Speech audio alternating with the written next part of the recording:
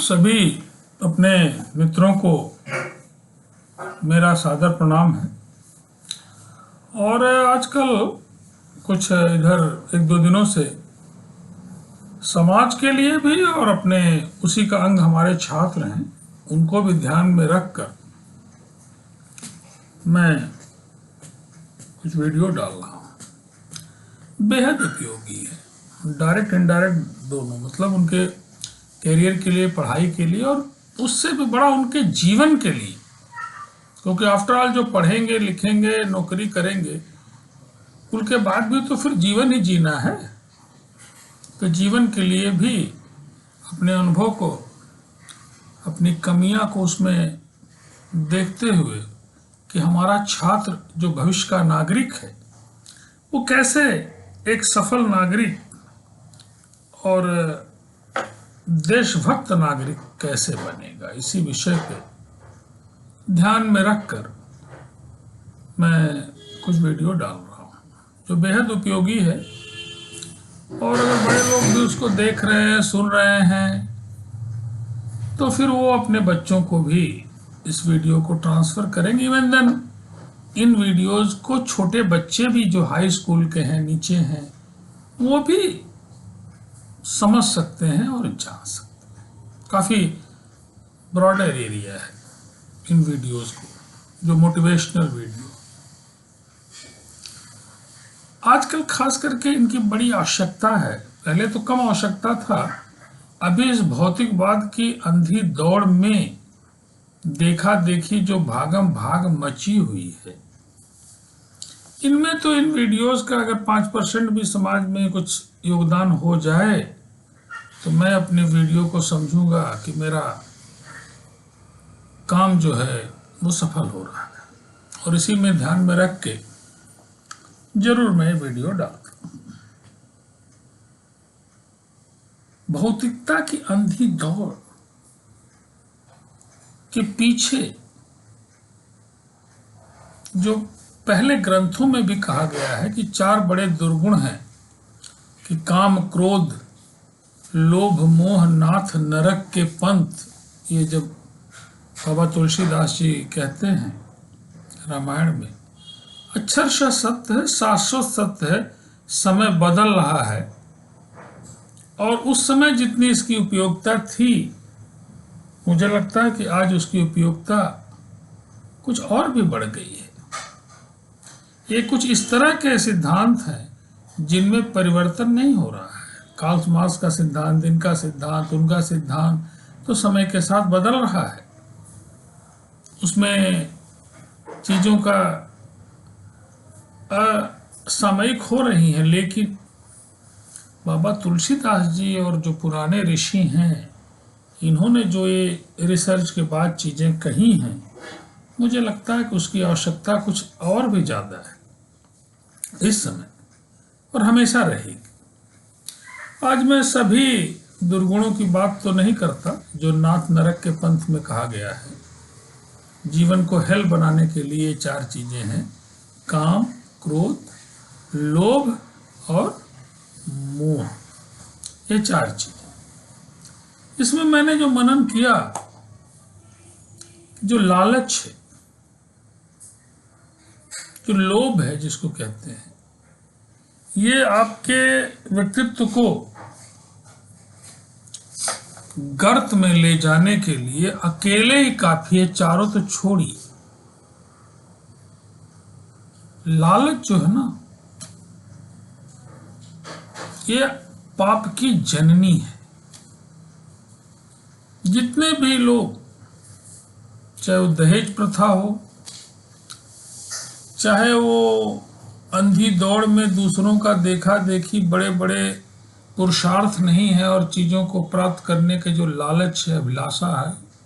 अभिलाषा होना तो अच्छा है, महत्वाकांक्षा होना भी अच्छा है, लेकिन एन केन प्रकरण चीज़ों को हासिल करना, उसको हम लालच कहते हैं। और सबसे गरीब कौन है मेरी नज़र में, सबसे दयनीय कौन है, मैंने जो फील किया है,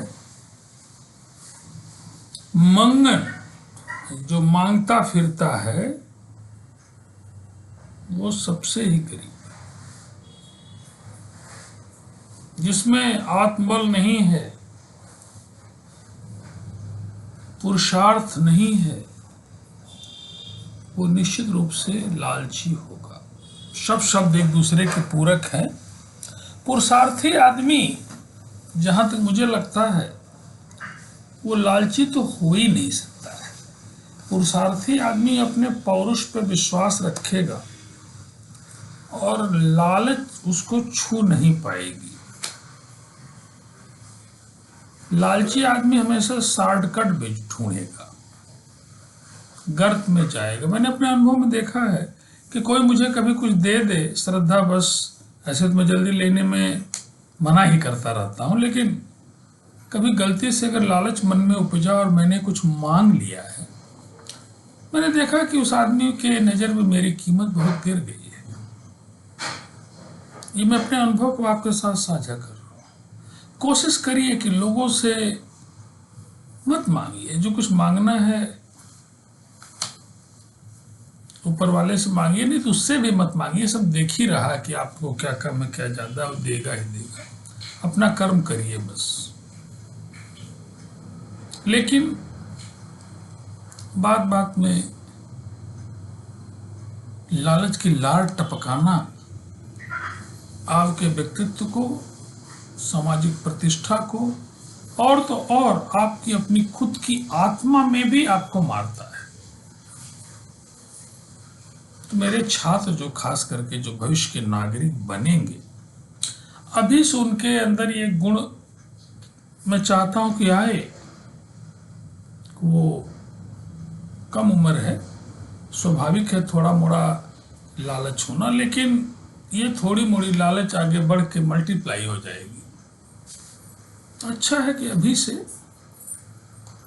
जितना भगवान दिया है, कहावत है जितनी चादर उतना पैर फैलाने वाली, ठीक है, मेहनत करके हम कुछ अर्जित करेंगे, लेकिन हम मांग के कुछ अर्जित नहीं करेंगे। आज से ही हमारे छात्र प्रण कर लें कि भाई हम लोग जो भी भगवान दिया है, माता पिता दिए है, परिश्रम करके अर्जित करेंगे, उसी के थ्रू अपना हम जीवन चलाएंगे, उसको बढ़ाएंगे मेहनत करके। लेकिन हम बिना परिश्रम के किसी से कुछ मांगेंगे नहीं। चाहे सरकार हो, चाहे कोई बड़ा आदमी हो, कोई किसी से नहीं मांगे। मांगने के लिए एक ही जगह है कि जहां पे मांगने से कोई मनाही नहीं, बल्कि और अच्छा है, विद्या आप मांगिए। किसी कोई सीनियर है उससे कुछ सीखिए, कुछ पढ़िए, कुछ नैतिकता की चीज़ें पढ़िए अच्छी किताबों से। कोई संत महात्मा है, उससे आशीर्वाद आपको मिलेगा, उसको तो मांग सकते हैं कि प्रभु ध्यान दीजिए। लेकिन भौतिक बात की चीज़ें, भौतिकता की चीज़ें, इसे आप, इसीलिए उन्होंने कहा कि काम क्रोध लोभ मोह नाथ नरक के पंथ। मुझे याद है कि मैं एक उपन्यास पढ़ता था, जहाँ तक मुझे याद है, पता नहीं सही या गलत है, काफ़ी दिन हो गया, कि चित्रलेखा, जहाँ तक मुझे याद है, कि सन्यासी तपा तपाया, उसके नाम का तेज था, लेकिन जब एक वेश्या से उसने अपने मांगने की कुछ इच्छा जाहिर कर दी, भिखारी हो गया। देखने लायक था उसकी दयनीयता।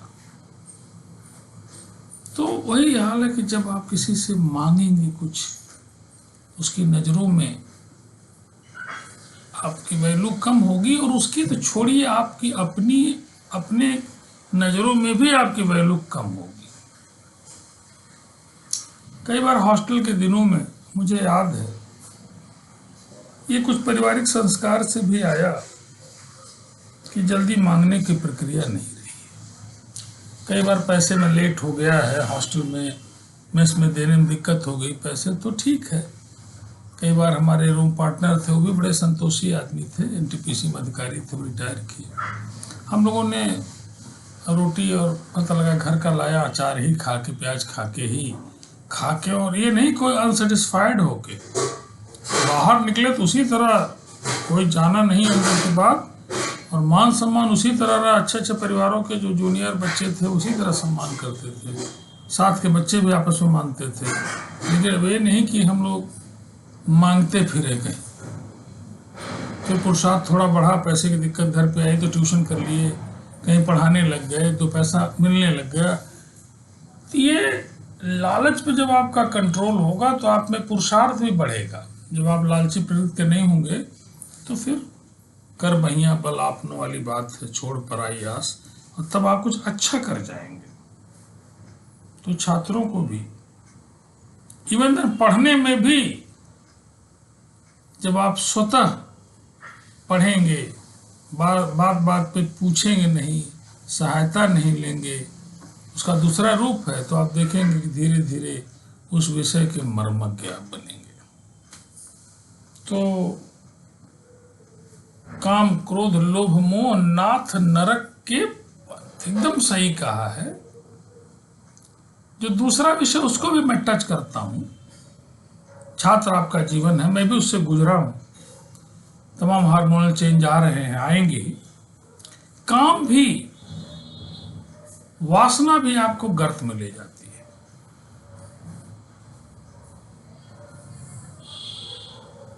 और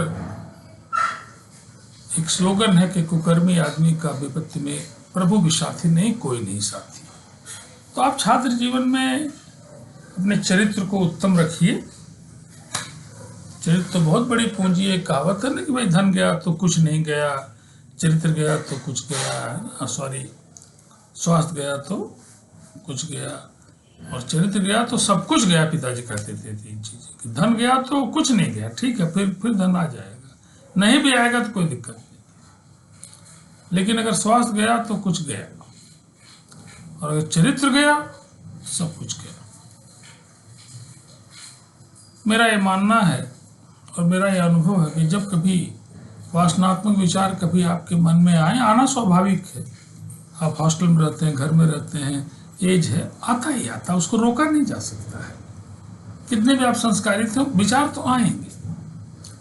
लेकिन एक अपने अनुभव को मैं अपने छात्रों से साझा करूं कि उन विचारों को मल्टीप्लाई होने के लिए समय मत दीजिए, उस दिशा में सोचिए मत।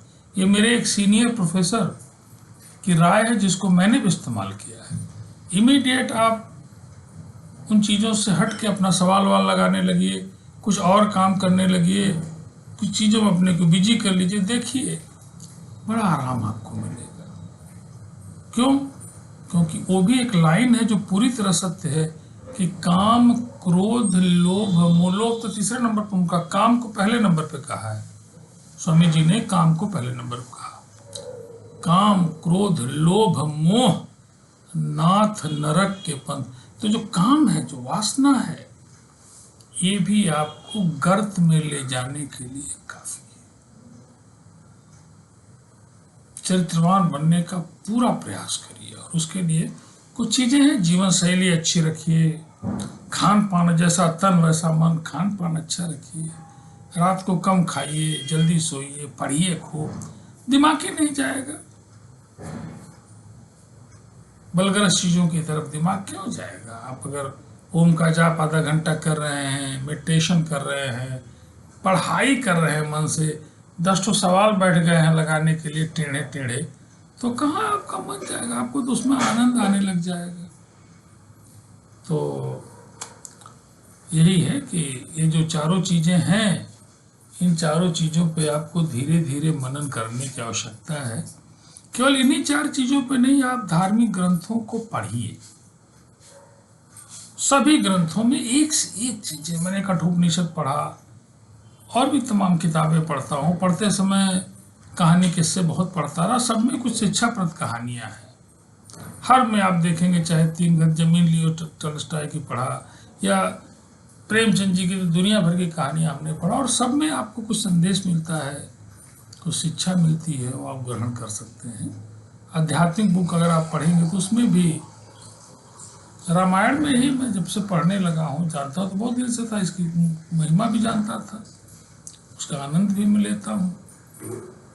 तो हमारा राजनेता आजकल दिमाग पगला गया, काल्पनिक काल्पनिक कर रहे हैं सब। उनको तो ये भी नहीं पता है कि भाई तुम्हारे 5 पीढ़ी 10 पीढ़ी पहले जो थे लोग, कोई कह सकता है काल्पनिक थे। भगवान राम के बारे में क्वेश्चन कर लेते हैं कि वो काल्पनिक थे। मुझे तो सोच के कष्ट होता है, और एक लाइन बराबर मैं याद रखता हूँ, और हमेशा अपने छात्रों को भी कहता हूँ कि हमारे इस देश में रहना है, प्रभु राम के लिए मेरी एक लाइन ही काफ़ी है कि जाके प्रिय न राम वैदेही तजिए ताई कोटि जद परम स्नेही। कितना भी मेरा स्नेही हो, मुझे लाभ पहुंचाने वाला हो, बढ़िया खाना खिलाने वाला है, लेकिन राम द्रोही है अगर, तब तो भाई मेरे लिए वो बड़ा घृणा का पात्र है। ये भी नहीं कि मैं बगल में बैठा के उसके साथ चाय भी पी सकूं। नो, तजिए ताहि कोट यद्य परम स्नेही। तो आप लोगों को छात्र हैं, पढ़ाई के साथ साथ कुछ धार्मिक पुस्तकें हैं। पहले माएँ थी तो बचपन में ही बड़ी धार्मिक पुस्तकें सुना देती थी, अब तो माओं के पास फुर्सत नहीं है। इस भाग दौड़ की जिंदगी में दिन रात दौड़ी रही हैं नौकरी चाकरी में।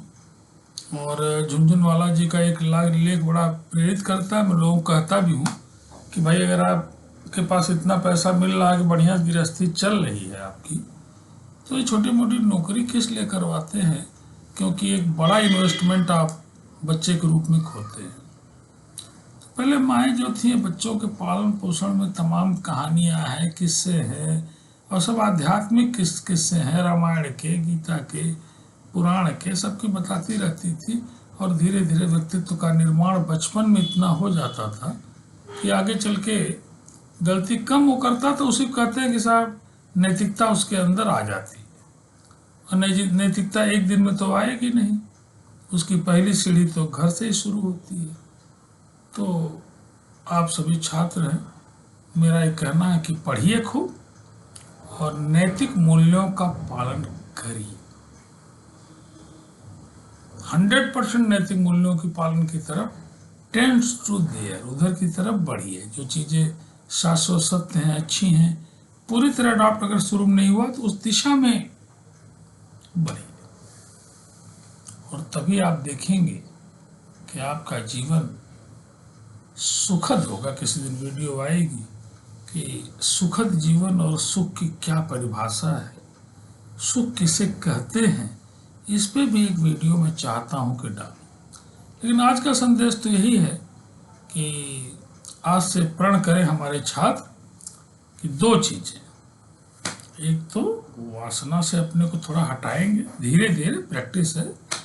और उसके लिए मैंने बताया कि कभी मन में विचार आता है तो जस्ट यू चेंज, काम में लग जाइए, आप लोग पढ़ने लिखने में लग जाइए, प्रभु में लग जाइए, अपने खेल कूद में लग जाइए, कहीं और दिमाग को लगाइए उसमें, उसको मल्टीप्लाई सिस्टम को मत करने दीजिए। और दूसरा लालच, लालच आज से प्रण करिए कि लालची तो कतई नहीं रहूंगा, रोटी नमक खा लूंगा लेकिन लालच नहीं करूंगा। देख पराई, हाँ पहले भी छोटी छोटी दोहम था, देख पराई चौपड़ी मत ललचाएगी। पहले भी लालच के लिए बहुत सारी कविताएं कही गई हैं, लेकिन आज के दिन इन 2 बातों को मैं आप लोगों के साथ साझा कर रहा हूँ, काम और लोभ लालच। और क्रोध पर एक दिन मेरी वीडियो आएगी कि क्रोध तो आप जानते हैं, गौतम बुद्ध ने कहा है कि क्रोध खौलता हुआ जल है जिसमें अपना प्रतिबिंब भी दिखाई नहीं पड़ता। तो उसकी चर्चा होगी किसी दिन वीडियो में। आज केवल इन्हीं 2 चीज़ों पे अपने छात्रों को, विशेष रूप से जो भविष्य के नागरिक हैं, उनके लिए है कि आप काम और लोभ, इन 2 चीज़ों पर प्रैक्टिस करिए कि ठीक है, इसको मिनिमाइज करिए। और एक समय ऐसा आएगा व्यक्तित्व में एकदम निखार आ जाएगा, चमक आ जाएगी। तो चलिए इन्हीं सब शब्दों के साथ आप सभी लोगों को मेरा पुनः आशीर्वाद है, और जो अपने साथी हैं उनको नमस्कार है, बड़े हैं उनको प्रणाम है। और ठीक है, वीडियो को मैं यहीं पे समाप्त